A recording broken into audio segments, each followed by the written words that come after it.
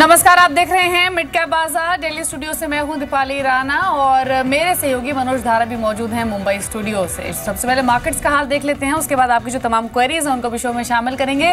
दिन के उच्चतम स्तर पर भारतीय बाजार कामकाज कर रहे हैं। आज स्ट्रॉन्ग इंडिकेशन इंटरनेशनल मार्केट से, यूरोपियन मार्केट्स की अच्छी शुरुआत, जिसके बाद उच्चतम स्तरों पर भारतीय बाजार ट्रेड करते हुए 11 मंथ्स के हाईस पर हैं। निफ्टी 50 8450 के ऊपर है, 8464 के लेवल्स पर ट्रेड कर रहा है। सेंसेक्स में भी 500 अंकों का उछाल है।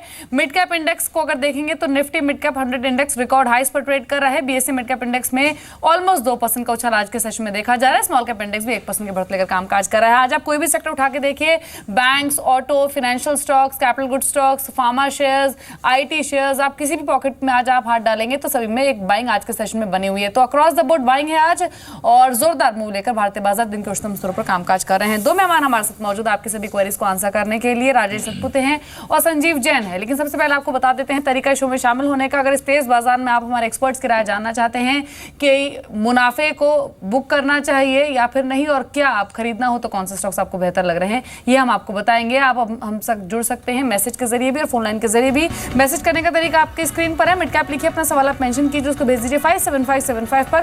फोन लाइन के जरिए भी शो का हिसाब बन सकते हैं। टोल फ्री नंबर 180018035545, दूसरा नंबर 012042582237 और साथ ही व्हाट्सएप नंबर आपकी स्क्रीन पर 74002410।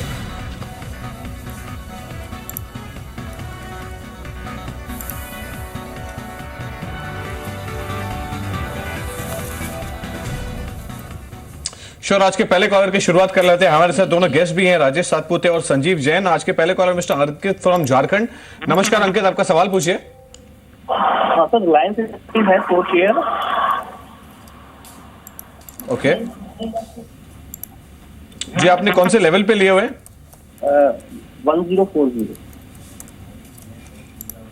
ओके, बिल्कुल आपको राय दिला देते। संजीव, जैसे उन्होंने बताया 100 odd shares of Reliance Industries at 1040 market, considering the market situation और यहां से लेकर जो ट्रेंड जो देखने मिला है, in fact all the 100 stocks are performing top stocks, और यहां से लेकर रिलायंस इंडस्ट्रीज आपको क्या लगता है कि कितना बेटर परफॉर्म करेगा गोइंग फॉरवर्ड? Good afternoon. देखिए, रिलायंस इंडस्ट्री के लिए हमारा होल्ड कॉल ही रहेगा। आप कंपनी के बिजनेस स्ट्रक्चर को देखिए, एक बेमौत बिजनेस स्ट्रक्चर है, और अगर आप मानते हो कि like going forward economy improve करेगी तो Reliance industry will be the front runner to take the standing opportunity. So मेरी इन्हें यहाँ राय होगी कि रिलायंस इंडस्ट्री में बने रहें। तो रिलायंस इंडस्ट्रीज होल्ड करने की सलाह है और इस वीक अर्निंग्स भी आने हैं रिलायंस इंडस्ट्रीज के फ्राइडे को मार्केट क्लोजिंग के बाद, तो एक्शन में रहेगा ये शेयर। अगली क्वेरी ले लेते हैं हमारे साथ बातचीत करने के लिए। इनफैक्ट विमलेंद्र हैं मेरठ से। विमलेंद्र नमस्कार, सवाल पूछिए अपना। मैंने हमारे पास एनएफएल के शेयर हैं। ठीक है, परचेजिंग प्राइस क्या है आपका? ये 32 है। 32 है आपका परचेजिंग प्राइस? हाँ ठीक है, आपको कमेंट्स दिलवा देते हैं। संजीव, कमेंट्स क्या हैं आपके? एनएफएल पर 35 रुपए की इनकी खरीद है, 36 रुपए 45 पैसे पर शेयर कामकाज कर रहा है, यानी 1-1.5 रुपए का मुनाफा इनको हो रहा है। मुनाफा लेकर बाहर आ जाए या फिर अभी भी होल्ड रखे शेयर को?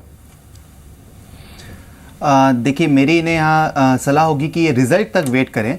एनएफएल एक अच्छी कंपनी है, देखना होगा कि रिजल्ट क्या आता है। पर कंपनियों के साथ थोड़ी नेगेटिव न्यूज़ ये आ रही है कि रिटेल प्राइस के नॉन यूरिया फर्टिलाइजर्स में तो कंपनी ने राष्ट्रीय कंपनी एग्री हो गई है कि वो प्राइस को रिड्यूस करेगी, तो गोइंग फॉरवर्ड कहीं ना कहीं इसका इफेक्ट देखने को मिल सकता है।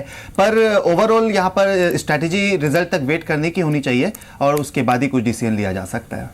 जी, चलिए, राय दी गई है, होल्ड करने की सलाह है। नेशनल फर्टिलाइजर अभी आधा % ऊपर ट्रेड कर रहा है। अगले कॉलर मुकेश है हमारे साथ। मुकेश नमस्कार, कहां से बातचीत कर रहे हैं आप?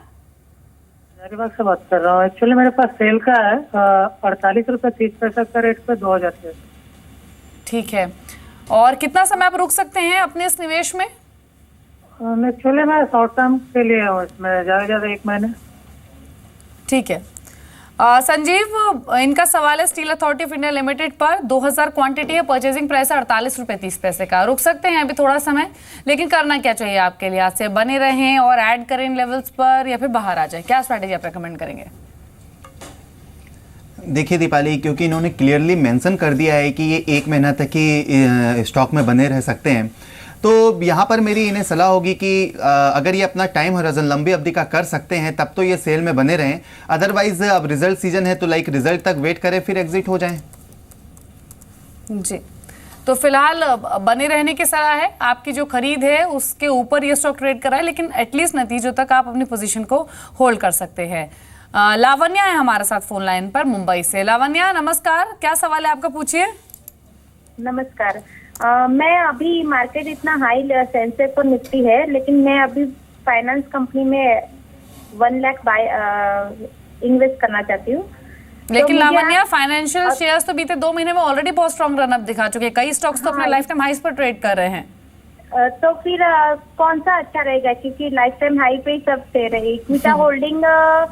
अच्छा ये बताइए, अगर आप निवेश करेंगे इन फाइनेंशियल शेयर्स में तो आप किस टाइम होराइजन के साथ करेंगे? मतलब 6 महीना रुकेंगे, साल भर रुकेंगी? नहीं, मैंने एक शेयर में लॉन्ग टर्म पर्पज से, लेकिन कोई बाकी के 2 है वो मुझे 3 स्टॉक्स आप टोटल लेना चाहती हैं? ठीक है संजीव, इंटरेस्टिंग क्वेश्चन है इनका।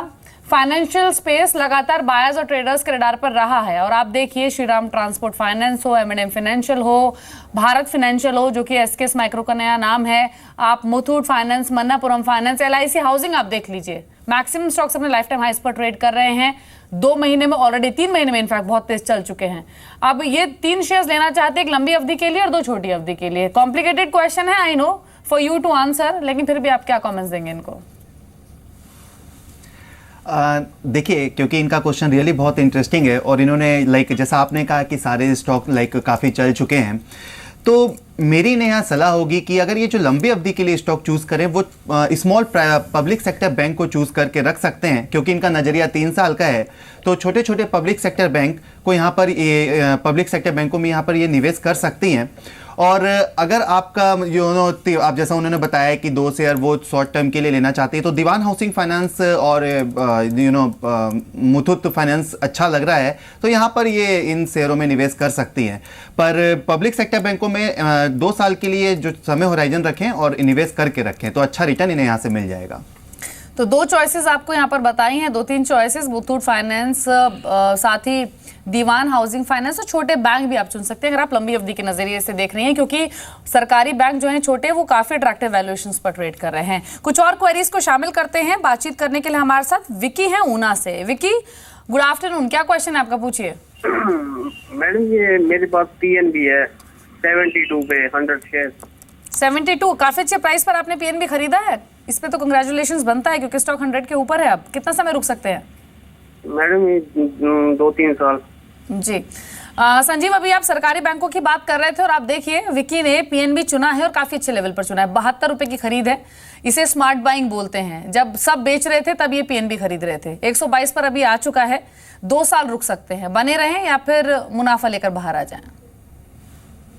सबसे पहले मैं इन्हें कॉन्ग्रेचुलेसन करूंगा कि इन्होंने एक अच्छे लेवल पे निवेश किया है PNB में, और डेफिनेटली यहाँ पर होल्ड करके ही रखना चाहिए PNB को। एक अच्छी बैंक है। अभी कुछ एसेट क्वालिटी की प्रॉब्लम चल रही है, पर ऐसा लगता है कि गोइंग फॉरवर्ड अब ये एसेट क्वालिटी का जो इशू है वो समाप्त होने वाला है, और फिर प्रोविजनिंग वापस जब बैक होगी तो एक अच्छा जंप मिलेगा प्रॉफिटेबिलिटी में।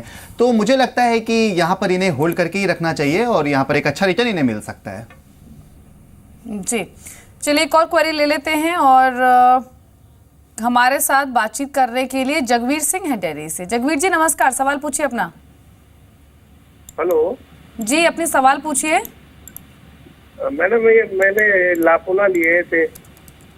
ठीक है, क्या प्राइस पर लिए हैं आपने लाओपाला के शेयर्स? 486 पर। ठीक है, आपको कमेंट्स दिलवा देते हैं। क्या सलाह होगी आपकी? राजेश सतपुते भी इनफैक्ट हमारे साथ मौजूद हैं। Rajesh good afternoon. इनका जो सवाल है वो लाओपाला पर है। 586 की खरीद है, 550 पर स्टॉक ट्रेड कर रहा है। नुकसान हो रहा है इनको थोड़ा सा, पर क्या करना चाहिए?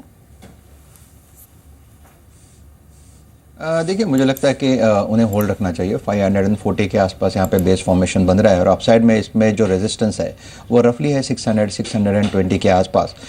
तो I think he should hold, keep your stop loss somewhere near 525 on a positional basis and keep long position open. चलिए, होल्ड करने की यहाँ पर सलाह दी गई है आपको लाओपाला पर। लेकिन चलिए इस बीच अब बात कर लेते हैं श्रेय इंफ्रा की। आज खबरों में है श्रेय इंफ्रा, और कंसिस्टेंट परफॉर्मर रहा भी है, और आज खबर है कि कंपनी के NCDs की जो रेटिंग है उनको इंक्रीज किया गया है, और ब्रिक वर्क्स रेटिंग्स ने जो रेटिंग है उसको AA पॉजिटिव हुई है और जो स्टेबल है उसका आउटलुक जो है वो स्टेबल मेंटेन हुआ है। और इसी पर बातचीत करने के लिए हमारे साथ मिस्टर हेमंत कनौरिया मौजूद हैं जो कि चेयरमैन और मैनेजिंग डायरेक्टर हैं श्रेय इंफ्रा के। मिस्टर कनौरिया, गुड आफ्टरनून, शुक्रिया समय देने के लिए जी बिजनेस को। सर, सबसे पहले तो जो ये रेटिंग अपग्रेड हुआ है ये इसके पीछे वजह क्या है और कितने फंड्स आप जुटाने की सोच रहे हैं एनसीडी के जरिए और किस तरीके से इनका यूसेज होगा?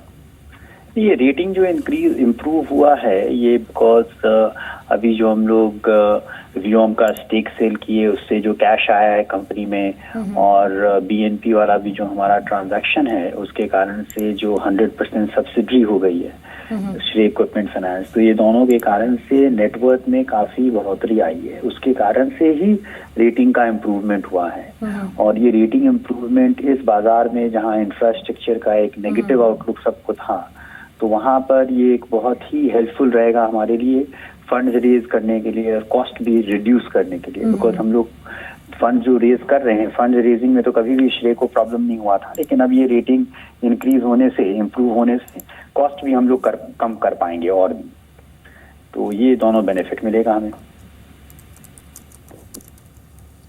जी mister Kanoria, good afternoon, this is Manoj Dara from Mumbai studio. जैसे आपने बताया कि ये कॉस्ट कम करने का आपको बेनिफिट मिलेगा, but going forward infra equipment business में आप आउटलुक कैसा देखते हैं और यहाँ से लेके आपकी कंपनी कितनी स्ट्रेटेजाइज वे में प्लेस है उसको कैपिटलाइज करने के लिए?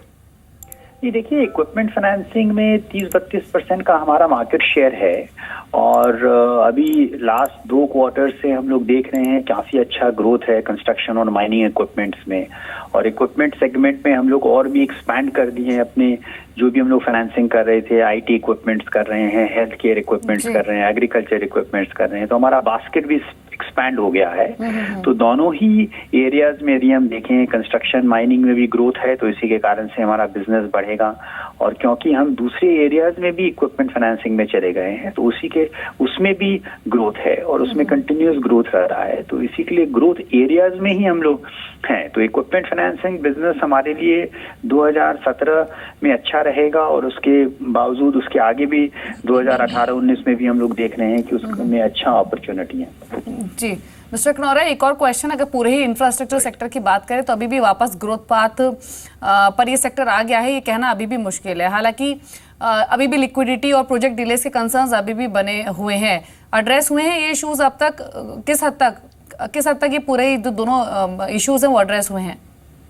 देखिए, इंफ्रास्ट्रक्चर बहुत ही लार्ज सेक्टर है, उसमें रोड, पावर, पोर्ट सभी सेक्टर आ जाते हैं, तो इसी के कारण से यदि एक एक सेक्टर देखें तो रोड्स में अभी इन्वेस्टमेंट्स वगैरह आ रहे हैं, गवर्नमेंट बेसिकली ईपीसी कॉन्ट्रैक्ट आ रहे हैं, तो ईपीसी कॉन्ट्रैक्ट के कारण से जो कॉन्ट्रैक्टर्स हैं उनको काम मिल रहा है, उनको काम मिलने से वहां पर इक्विपमेंट का डिमांड भी बढ़ेगा। हाँ, प्रॉब्लम है, एक प्रॉब्लम अभी जो काफी कॉन्ट्रैक्टर्स वगैरह के बिल्स वगैरह अभी भी क्लेम्स वगैरह पेंडिंग है, उनको गवर्नमेंट को किसी तरह से जितना जल्दी वो सॉर्ट आउट कर सकते हैं, तो हमें लगता है कि ये और भी एक एक्सेलरेटेड पेस पे रोड सेक्टर में डेवलपमेंट हो सकता है। पावर में कुछ इश्यूज अभी सॉर्ट आउट हो गए हैं, कुछ इश्यूज अभी भी सॉर्ट आउट होने बाकी हैं, तो जैसे ही उसमें पूरी तरह से सब चीज सॉर्ट आउट हो जाएगी तो उसके बाद उसमें भी डेवलपमेंट हम लोग देखेंगे।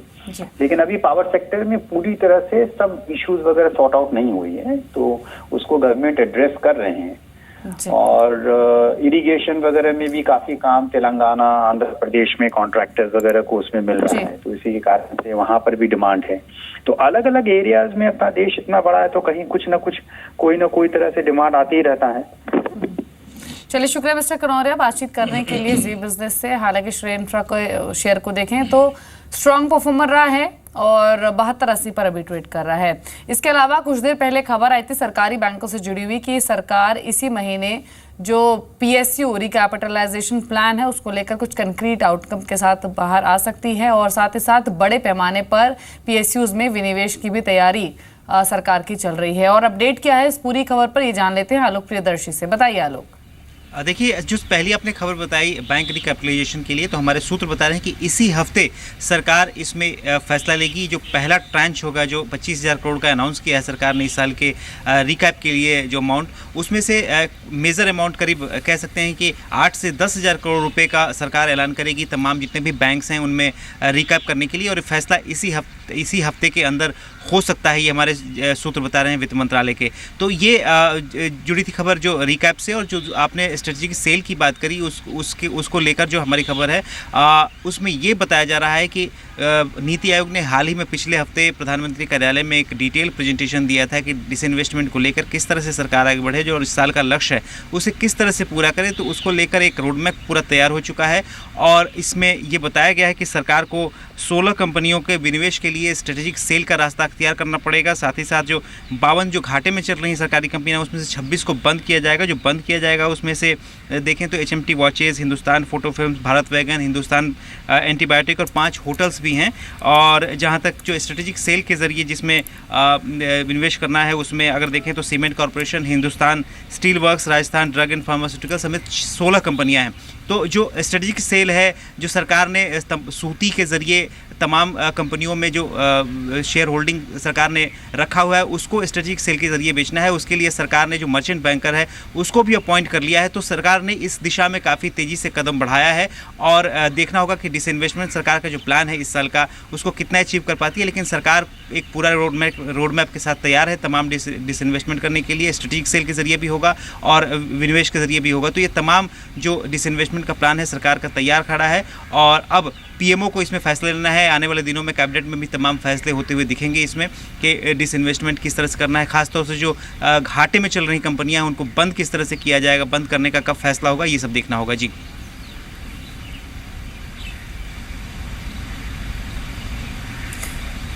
चलिए, शुक्रिया आलोक आपका जैसे इस पूरी ही फॉलोअप क्वेश्चन खबर पर बातचीत करने के लिए। सॉरी मनोज, यहाँ पर जो आलोक बता रहे थे वो PSU कंपनियों के बारे में बता रहे थे कि PSU विनिवेश की जो नई स्ट्रैटेजी है उसको लेकर सरकार तेजी से आगे बढ़ रही है, और ये कुछ PSU स्टॉक्स है जिन पर आप फोकस कर सकते हैं। HMT हुआ, ITDC हुआ, ये लाइमलाइट में रहेंगे इस लिहाज से।